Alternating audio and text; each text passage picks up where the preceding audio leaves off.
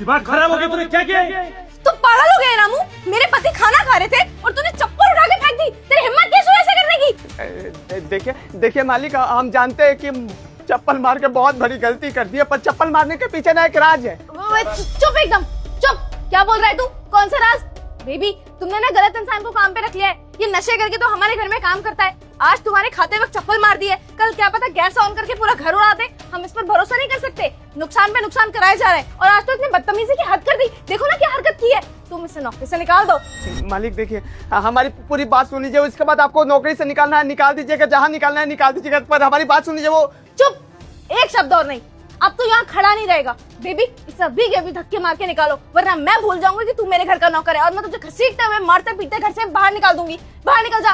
तेरे को सुनाई नहीं दिया? निकल यहाँ से, निकल। तुम परेशान मत हो, उसे निकाल दिया ना आप नौकरी से।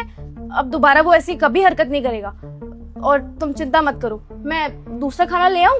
छोड़ो, ऑफिस के लिए लेट हो रहा हूँ, पैक कर दो उसको। सनी, अगर तुम ऑफिस लेके जाओगे खाना तो ठंडा हो जाएगा और ठंडा खाना टेस्टी नहीं लगता। मैंने अभी अभी बनाया गरम, खा लो ना। लगे आज यार हिमांशी, लेट हो जाऊंगा। देखो, नई शर्ट प्रेस करने का टाइम भी नहीं है मेरे पास, गंदी हो गई है पूरी। तुम पैक कर दो यार प्लीज, वैसे ही दिमाग खराब हो चुका है। कर दो, तुम पैक कर दो प्लीज।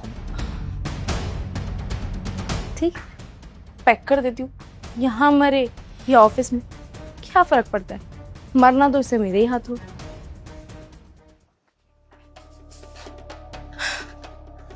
अब मेरे बेवकूफ पति को कौन बताए कि उसके डब्बे में जो खाना है उसमें ऑलरेडी उसकी प्यारी बीवी ने ये जहर मिला दिया है। और अब जैसे ही मेरा पति वो खाना खाएगा ऑफिस में, मेरा पति मेरे रास्ते से साफ हो जाएगा।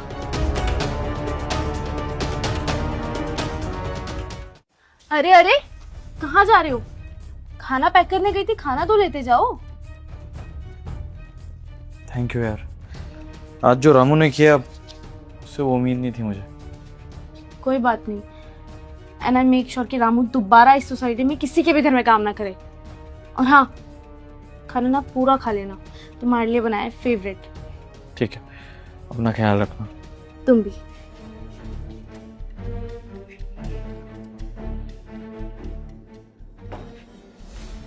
मेरा बेवकूफ भोला पति अब पता नहीं शाम को आएगा भी या कंधों पे आएगा। मुझे क्या। मालिक, मालिक हमारी बात सुनिए। मालिक, मालिक सुनिए। मालिक, आपकी जान को खतरा है। सुने ही नहीं। इन्हें कैसे बताऊं कि मालकिन ने इनके खाने में जहर मिला है। मालिक ऑफिस जाएंगे, उसके बाद खाना खाएंगे। नहीं नहीं, उनके ऑफिस जाने से पहले मैं जाऊंगा, उनको बचाना जरूरी है। मालिक सुनिए। मालिक, ये खाना खाने नहीं दूंगा आपको। रामू, तू ऑफिस तक आ गया मेरे घर में, इतना सुनाया, चैन नहीं पड़ा क्या तुझे? और तेरे को मेरे खाने से प्रॉब्लम क्या है? चाहता क्या है तू? आपकी जान बचाने आया हूँ मालिक। तो इस खाने में जहर है, अगर आप खाएंगे तो आपकी जान जा सकती है। तेरी बुद्धि फिर चुकी है रामू। कौन मिलाएगा इसमें जहर? ये खाना हिमांशी ने बनाया, मेरी बीवी ने। प्यार करते हैं हम दोनों एक दूसरे से और परिवार है वो मेरा। परिवार पे भरोसा किया जाता है रामू। मेरे परिवार में मुझे धोखा कौन देगा, बताएगा मुझे जरा? वही मालिक, आपको मारने की कोशिश कर रही है बहुत दिन से। वो आपसे प्यार नहीं करती। उनका एक बॉयफ्रेंड है, उससे हमेशा बात करती रहती है। हम साफ सफाई करते हैं ना, सब कुछ जान गए हैं। जब भी आप ऑफिस आते हैं ना, तब उसी से बात करती है। आपसे प्यार नहीं करती, आपको धोखा दे रही है मालिक। और मालिक, आपको पता है, आपको मारने की बहुत बार कोशिश की हूँ, पर हर बार असफल रही। पर इस बार मालिक को ठान ली थी। बहुत जहर का पुड़िया मिला दी थी खाने में, आपको खिलाने ही वाले थे। और मेरे पास रोकने के लिए कुछ नहीं था, तो इसीलिए चप्पल उठा कर मार दिया। उसके लिए माफी चाहते हैं, पर ये खाना मत खाइए मालिक, हमारी बात पर विश्वास करिए। एक और शब्द नहीं सुनूंगा हिमांशी के बारे में। तेरे को जितनी बकवास करनी थी ना रामू, तूने कर ली। सुबह तेरे को उसने सुनाया, सोसाइटी से निकलवा दिया। इस बात का बदला ले रहा ना तू? इसी बात का बदला लेने आया ना? बता क्या चाहिए, बता। किस लिए मेरे परिवार के पीछे पड़ा है? पैसा चाहिए, घर चाहिए, जो चाहिए ले ले भाई, लेकिन मेरे परिवार को छोड़ दे। मालिक, हम कसम खा के बोल रहे हैं, हमारी बात पर यकीन कीजिए। और आप खुद सोचिए, हमें तो आप नौकरी से निकाल दिए थे ना, फिर आपके ऑफिस तक क्यों आए? जब हमारे बाबूजी की तबीयत खराब थी, आप पैसा दिए थे, हॉस्पिटल में जमा किए थे, तब हमारी बाबूजी की जान बची थी। इसलिए मालिक, हम आपकी जान जाते हुए नहीं देख सकते। हाथ जोड़ के विनती है, आप ये खाना मत खाइए। और मालकिन आपको धोखा दे दिया, हमारी बात सुन लीजिए, मान लीजिए हमारी बात। मानसी आज तक वैसे कभी खाने के लिए इतना पीछे पड़ी नहीं। उसे पता है मैं ऑफिस की कैंटीन से खाना खा लेता हूँ। आज अगर वो इतना बोल रही है तो कोई तो रीजन हो सकता। सच बोल रहा है तू? किरिया खा के बोल रहे हैं मालिक, सच बोल रहे हैं। तेरी बात पे यकीन करने का मन नहीं, क्योंकि अपनी बीवी से बहुत प्यार करता हूँ। लेकिन अगर तेरी बात झूठी निकली तो ये ध्यान रखियो कि सोसाइटी छोड़ कहीं काम करने लायक नहीं छोड़ूंगा तुझे। भीख मांगता घूमेगा, पूरे शहर में कहीं काम नहीं कर पाएगा, और पुलिस कंप्लेंट अलग से कर दूंगा चोरी के नाम पे। समझ में आ रही तुझे? माफ करिएगा बोलने में, पर आपके जाने के बाद ना वो अपने बॉयफ्रेंड से मिलती है, और जैसे पति पत्नी के बीच होता है ना, आप समझ सकते हैं मालिक। आपको धोखा दे रही है मालिक। हम उनको समझाते समझाते थक गए कि मालिक आपसे कितना प्यार करते हैं, आप धोखा मत दीजिए। बोलते चुप रहे, नहीं तो नौकरी से हाथ धोना पड़ेगा। बोलती है ना कि तेरे परिवार वालों को छोड़ूंगा नहीं अगर पता चलेगा तो। पर बस मालिक, हम और झूठ नहीं बोल सकते थे, इसलिए सोचे कि सच्चाई बता दे आपको। मालिक, आपको जो करना है हमारे साथ करिएगा, पर एक बार विश्वास करके घर पर जाइए। देखिएगा रंगे हाथों पकड़ी जाएंगी वो, देख लीजिएगा। ठीक है, जा रहा हूँ उसके पास। 1 घंटे में वापस आऊंगा राम, और यहीं बैठा हुआ मिलना तो मुझे। अगर वो झूठी निकली तो वादा करता हूँ आज के बाद वो उस घर में तुझे दिखाई नहीं देगी। लेकिन अगर तू झूठा निकला तो जिंदगी भर कोसेगा खुद को कि तूने किससे पंगा लिया था। समझ में आई बात? इतना सच्चा है ना तो बैठ यहाँ पे, आता हूँ मैं।